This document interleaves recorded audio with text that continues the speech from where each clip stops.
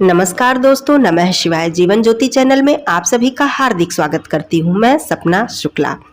दोस्तों, सावन मास आने वाला है और इस महीने में भक्तों का मन हर पल शिव भक्ति में डूबा रहता है। इस मास की हर तिथि, हर सोमवार, हर समय, हर व्रत भगवान शिव जी की कृपा पाने का विशेष माध्यम होता है।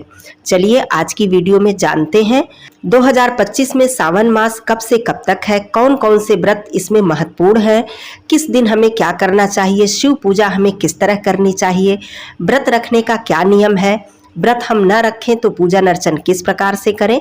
कहने का मतलब सारी जानकारी आपको इस वीडियो में मिलने वाली है। तो आइए शुरू करते हैं भगवान शिव जी की भक्ति से भरे हुए इस पवित्र मास की यात्रा। दोस्तों, छोटा सा निवेदन है कि मेरी वीडियो यदि उपयोगी लग जाए, अच्छी लग जाए तो इसे और लोगों में शेयर कर दीजिएगा, लाइक जरूर ही कीजिएगा, कमेंट बॉक्स में हर हर महादेव लिखना बिल्कुल मत भूलिएगा और चैनल पे पहली बार है तो चैनल को सब्सक्राइब कर लीजिएगा। 2025 में सावन का महीना 11 जुलाई से प्रारंभ हो रहा है और यह 9 अगस्त को समाप्त होगा। सावन के महीने में बहुत ही अधिक व्रत त्योहार पड़ते हैं जो कि भगवान शिव जी को समर्पित होते हैं और शिव कृपा प्राप्त करने का यह सुनहरा अवसर होता है। सावन का महीना, सावन के महीने का हर एक दिन शिवमय होता है, हर एक दिन कल्याणकारी होता है। दोस्तों, सबसे पहला प्रश्न आता है कि सावन के महीने में कितने सोमवार पड़ेंगे। तो इस बार 4 सोमवार पड़ेंगे, कभी 5 पड़ते हैं, कभी 4 पड़ते हैं। तो इस बार 4 पड़ेंगे। 11 जुलाई से प्रारंभ होगा सावन का पवित्र महीना। 14 जुलाई को पहला सोमवार पड़ेगा, 21 जुलाई को दूसरा सोमवार पड़ेगा, 28 जुलाई को तीसरा सोमवार पड़ेगा और 5 अगस्त को चौथा सोमवार पड़ेगा। 9 अगस्त को सावन का महीना समाप्त हो जाएगा। सावन पूर्णिमा अर्थात रक्षाबंधन के दिन सावन का मास समाप्त हो जाता है। व्रतों की लिस्ट आपको स्क्रीन पर भी मिल जाएगी। 4 मंगला गौरी व्रत भी इस बार पड़ेंगे। तो 4 सावन सोमवार, 4 मंगला गौरी व्रत पड़ेंगे। हरियाली अमावस्या, हरियाली तीज इसी सावन मास में पड़ती है। नाग पंचमी, रक्षाबंधन का पवित्र त्योहार, सावन शिवरात्रि, सावन प्रदोष, एकादशी तो पड़ती ही पड़ती है, इसका भी महत्व बहुत अधिक बढ़ जाता है। तो ये सारे महत्वपूर्ण व्रत सावन के महीने में पड़ते हैं। वैसे तो पूजन अर्चन हमें प्रतिदिन करना चाहिए। अब आइए दूसरी महत्वपूर्ण बात जानते हैं कि जो भी हमारी बहनें हैं उनके मन में ये प्रश्न आता है कि हम व्रत की शुरुआत कर सकते हैं या नहीं। तो देखिए, 2025 में आप 16 सोमवार या सावन का सोमवार या फिर हरियाली तीज किसी भी व्रत का प्रारंभ कर सकती हैं। अब बात आती है कि 16 सोमवार जो हमारी बहनें व्रत रखना चाहती हैं, मान लीजिए पहले सोमवार से वो व्रत न उठा पाए किसी भी कारणवश, तो क्या दूसरे सोमवार से प्रारंभ कर सकती हैं? बिल्कुल कर सकती हैं। मैंने स्वयं किया है। तो पहले सोमवार को कोई ऐसी दिक्कत आ जाती है, आपको कोई भी परेशानी आ जाती है, तो आप दूसरे सोमवार से भी 16 सोमवार का व्रत प्रारंभ कर सकती हैं। और सावन का सोमवार 4 सोमवार है तो आप प्रथम सोमवार से रखें। यदि मान लीजिए ऐसी कोई कठिन समस्या आ गई कि आप पहला सोमवार नहीं रख पाई, तो ऐसा मत सोचिएगा कि सावन के और बाकी जो 3 सोमवार हैं उसे भी हम छोड़ दें। आप उतना ही रख लीजिएगा, तब भी भगवान भोलेनाथ जी प्रसन्न हो जाएंगे। अब तीसरी महत्वपूर्ण बात यह है कि यदि व्रत नहीं रख पाते हैं, शारीरिक अस्वस्थता है या कोई भी दिक्कत है, शारीरिक परेशानी है, तो कोई बात नहीं, आप व्रत न भी रखें। शुद्ध सात्विक होकर, शिवमय होकर, अपने मन और चित्त को शुद्ध बनाकर आप प्रतिदिन शिव पूजा करें, शिवालय में जाकर अभिषेक करें, आपको समस्त पुण्य फल प्राप्त होगा। बिल्कुल भी इसकी चिंता करने की जरूरत नहीं है। भगवान भोलेनाथ जी हमारी भक्ति श्रद्धा को ही देखते हैं। अब दूसरी महत्वपूर्ण बात है दोस्तों कि हरे रंग का सावन के महीने में बहुत महत्वपूर्ण स्थान है।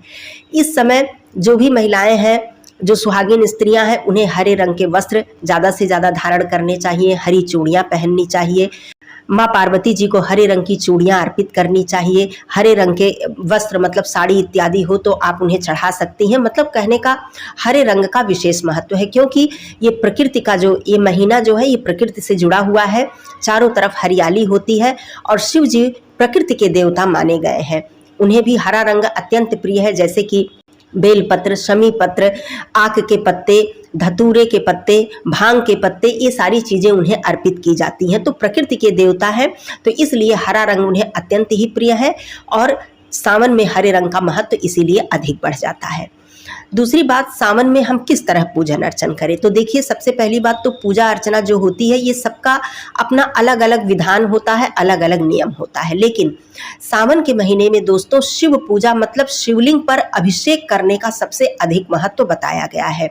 वैसे तो हम प्रतिदिन दैनिक पूजा में भी शिव जी का अभिषेक करते ही करते हैं और हमें प्रतिदिन करना चाहिए, लेकिन सावन के महीने में यदि आप शिवालय जाकर एक लोटा जल अर्पित कर पाते हैं प्रतिदिन रोज, केवल ऐसा नहीं कि सावन के सोमवार को या पवित्र जो तिथियां हैं, मुख्य तिथियां हैं, उसी पर सारी तिथियां उतनी ही पवित्र है। हर एक दिन सावन का उतना ही महत्वपूर्ण है जितना कि व्रत का दिन महत्वपूर्ण होता है।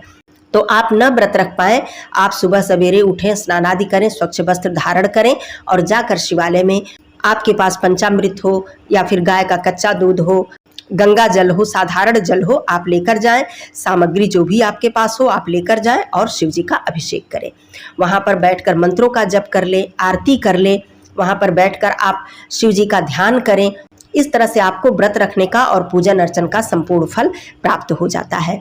क्या क्या ध्यान देने वाली बात है, तो देखिए, जो सावन का महीना है दोस्तों, इसमें हरे रंग का महत्व तो है ही, साथ में शिव जी की पूजा में हल्के रंग जो होते हैं ये ज़्यादा महत्वपूर्ण होते हैं। खास करके सफ़ेद रंग के वस्त्र यदि पुरुष पहने, मतलब पुरुष पहन सकते हैं, स्त्रियां हल्के गुलाबी रंग के वस्त्र भी पहन सकती हैं। लेकिन यहाँ रंग की बात मैं इसलिए कर रही हूँ कि काले रंग के वस्त्र पहनकर आप लोग शिव पूजा न करें, या फिर किसी भी देवी देवता की पूजा हमें काले रंग के वस्त्र पहनकर नहीं करनी चाहिए। शनि पूजा की बात अलग है, शनि देव की पूजा हम कर सकते हैं, लेकिन बाकी हम देवी देवता की पूजा काले रंग के वस्त्र पहनकर ना करें। तो आप जब भी सावन में शिव जी की पूजा करने जाएं तो काले रंग के वस्त्र ना पहने। दूसरी ध्यान देने वाली बात है कि यदि आप तांबे के लोटे से, तांबे के पात्र से जलाभिषेक करते हैं, मतलब शिव पूजा करते हैं, तो कभी भी उसमें पंचामृत या दूध इत्यादि न डालें। यदि आप तांबे के पात्र से करते हैं तो केवल साधारण जल डालकर आप अभिषेक करें। बाकी जो सामग्री आप चढ़ाना चाहते हैं, अभिषेक करना चाहते हैं, उसके लिए आप अन्य कोई पात्र ले जाएं, पीतल का हो, चांदी का हो, स्टील का हो, लेकिन तांबे में आप पंचामृत या दूध न डालें। अगली गलती आप ऐसा ना करें कि कभी भी पैकेट का दूध भगवान शिव जी को अर्पित ना करें, क्योंकि सावन के महीने में दूध से अभिषेक करने का बहुत महत्व होता है। आप बिल्कुल करें, प्रतिदिन करें, लेकिन गाय का कच्चा दूध यदि मिलता है तभी करें। पैकेट का दूध जो होता है ये केमिकल युक्त होता है, तो इससे शिव जी का अभिषेक करने का कोई मतलब नहीं बनता, न ही ये शास्त्रों में वर्णित है, न ये शास्त्र के विधि से उचित भी नहीं है। तो इसलिए केमिकल वाले दूध से आप शिव जी का अभिषेक न करें। उससे अच्छा है साधारण जल से या फिर गंगा जल से अभिषेक कर दें। यदि आपको बहुत ही इच्छा है तो आप पैकेट का दूध आप लें, किसी गरीब को दान कर दें, किसी ऐसे घर में आप दे दें जिनके छोटे बच्चे हैं, उनके पास व्यवस्था नहीं है, आप उन्हें दे दें। शिव जी बहुत ही प्रसन्न होंगे। जितना कि वो स्वयं के अभिषेक करने से प्रसन्न होंगे, उतना ही प्रसन्न होंगे यदि आप दूध का दान कर देते हैं। मुख्य रूप से शिव जी प्रसन्न होते हैं कौन कौन सी वस्तुओं को अर्पित करने से, आइए जानते हैं। तो आप जल से अभिषेक करें, पंचामृत से अभिषेक करें, कच्चे दूध से अभिषेक करें, गन्ने के रस से अभिषेक करें, शहद से अभिषेक करें, घी से अभिषेक करें, इत्र वाले जल से, मतलब जल में इत्र डालकर आप अभिषेक करें। उनका जो श्रृंगार है किन किन वस्तुओं से किया जाता है, भस्म से, चंदन से, खास करके सफ़ेद चंदन उन्हें अत्यंत ही प्रिय है, परंतु पीले चंदन से भी हम उनका श्रृंगार करते हैं, अबीर से, गुलाल से, इन सब चीज़ों से उनका हम श्रृंगार करते हैं। उसके बाद उन्हें कौन कौन सी और वस्तुएं अर्पित की जाती हैं, तो उन्हें बेलपत्र, समीपत्र, भांग, धतूरा, आक के पुष्प, सफ़ेद पुष्प, ये सब उन्हें बहुत ही ज़्यादा प्रिय है। मंदार के पुष्प भी जिसको कहते हैं, मंदार पुष्प उन्हें अत्यंत ही प्रिय है। तो ये सारी चीज़ें आप उन्हें अर्पित करें। मंदिर में धूप दीप जलाने का विशेष महत्व होता है। दान के विषय में मैं बताऊं कि गरीब और असहाय को तो आप दान करें ही करें, लेकिन किसी भी शिव मंदिर में, किसी भी शिवालय में जाकर आप जल का पात्र दान कर देते हैं, तांबे का लोटा हो, पीतल का लोटा हो, आप खरीद कर ले जाकर दान कर देते हैं, तो यकीन मानिए जितनी बार भी उस पात्र से जल अर्पित किया जाएगा शिव जी को, उसका आधा पुण्य फल आपको प्राप्त होगा। तो ये भी बहुत ही महत्वपूर्ण दान है। सावन के महीने में आप प्रथम दिन या किसी भी दिन एक लोटा खरीदें और ले जाकर शिव जी के मंदिर में आप दान कर दें, मतलब वहाँ रख दें उपयोग के लिए। बहुत ही उत्तम दान है ये। दूसरी बात, सावन के महीने में जितना ही महत्व शिव जी की पूजा का है, उतना ही महत्व माँ पार्वती जी की पूजा का भी है। माँ पार्वती जी को श्रृंगार की वस्तुएं अर्पित करने से स्त्रियों का अखंड सौभाग्य सदा सर्वदा बना रहता है। इसी सावन के महीने में मंगला गौरी का व्रत पड़ता है। जो कि स्त्रियों को अखंड सौभाग्य प्रदान करता है। माँ पार्वती जी सौभाग्य की देवी हैं, वो हमें सुख सौभाग्य प्रदान करती हैं।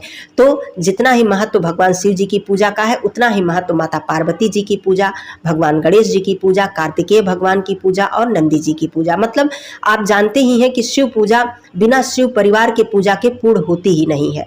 तो आप सभी शिव परिवार की पूजा अर्चना विधि विधान से करें। अब आइए जानते हैं कि पाठ के विषय में। देखिए, नमः शिवाय, ओम नमः शिवाय, मैं हमेशा बताती हूँ कि ओम नमः शिवाय पुरुषों के लिए और नमः शिवाय स्त्रियों के लिए।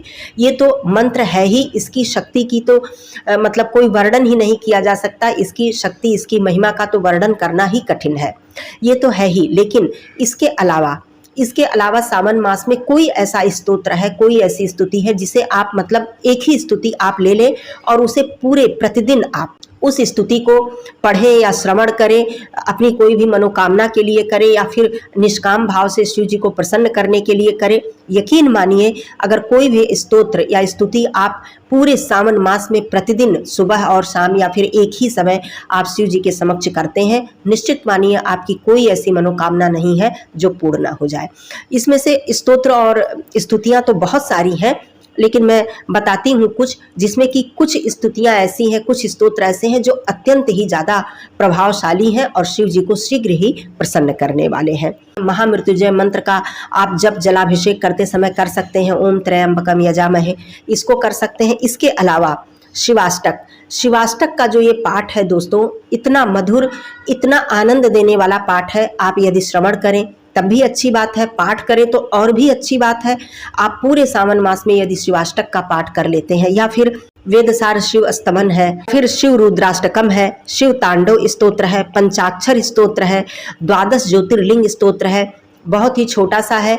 इसका मतलब विस्तृत विवेचना भी इसकी है, विस्तृत भी है लेकिन छोटा सा भी है। इसको आप यदि प्रतिदिन पढ़ते हैं तो समझिए कि 12 ज्योतिर्लिंग के दर्शन पूजन का आपको फल प्राप्त हो जाता है।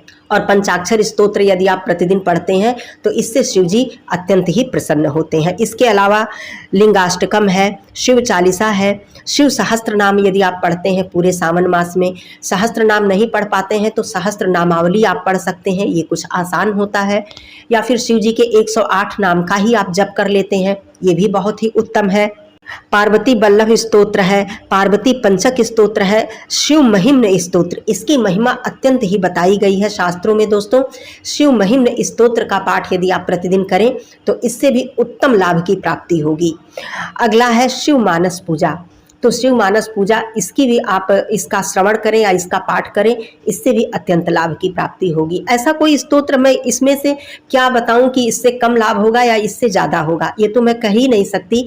शिव जी भोले भंडारी हैं, आप किसी भी रूप में उनकी स्तुति करें, उनकी वंदना करें, उनका नाम लें, वो प्रसन्न हो जाएंगे दोस्तों। अगला है शिव सहस्त्र नामावली, वो मैंने बताया आपको। उमा महेश्वर स्तोत्र है, काल भैरव अष्टक है और उसके बाद रुद्र गायत्री मंत्र है। यह भी अत्यंत प्रभावशाली है। आप जानते हैं कि गायत्री मंत्र मतलब सबसे ज़्यादा प्रभावशाली माना जाता है, महामंत्र माना जाता है, महामंत्र की श्रेणियों में आता है। तो रुद्र गायत्री मंत्र का जप यदि आप करते हैं तो इससे अत्यंत लाभ की प्राप्ति होती है। तो बहुत सारे हैं इसमें, मतलब गिनती नहीं है, मैंने कुछ बताया जो बहुत ही ज़्यादा विशेष प्रभावशाली हैं। तो आप इनमें से कोई भी एक स्तुति स्तोत्र आप ले लें और प्रतिदिन आप उसका जाप कर सकते हैं। नहीं कुछ कर सकते हैं तो नमः शिवाय और ओम नमः शिवाय तो हमारे लिए वरदान है ही। तो ये सारी चीज़ें हैं। सावन के महीने में जितना हो सके आप शिवमय रहें, मतलब शिव में विलीन रहें, अपने मन और चित्त को बिल्कुल शुद्ध रखें। मन से किसी भी प्रकार की, मतलब जो भी आपके मन में किसी भी प्रकार की बुराई है उनको निकाल दें, क्योंकि शिव जी तभी प्रसन्न होंगे जब आप चित्त से शुद्ध होंगे, चित्त से शिवमय रहेंगे, तभी वो अपनी पूजा से प्रसन्न होंगे। सामग्री आप कम चढ़ाएं, केवल 1 लोटा जल चढ़ाएं। कुछ भी आपके पास नहीं है आप वहीं जाकर अपने घर से, जल तो अपने घर से ही ले जाना चाहिए, आप ले जाएं और शिवलिंग पर चढ़ा हुआ बेलपत्र उठाएं, धुलें और वहीं आप उन्हें अर्पित कर दें। तो समझिए आपको अत्यंत पुण्य फल की प्राप्ति हो गई। केवल श्रद्धा रखें, भाव रखें, अपने हृदय में उनको बसा कर रखें, वो प्रसन्न हो जाएंगे दोस्तों। तो सामग्री का महत्व नहीं है, सामग्री मैंने बताई, लेकिन महत्व है हमारी श्रद्धा और हमारी भक्ति का। हो सके तो सावन मास में सात्विक भोजन करें, लहसुन प्याज का त्याग कर दें। बहुत से लोग पूरे सावन मास में व्रत नहीं भी रखते हैं तो लहसुन प्याज का सेवन नहीं करते हैं। ये अपनी अपनी इच्छा है, अपनी अपनी शक्ति है। तो इस तरह से आप करें, लेकिन कम से कम मांस मदिरा का सेवन तो बिल्कुल भूल कर भी ना करें।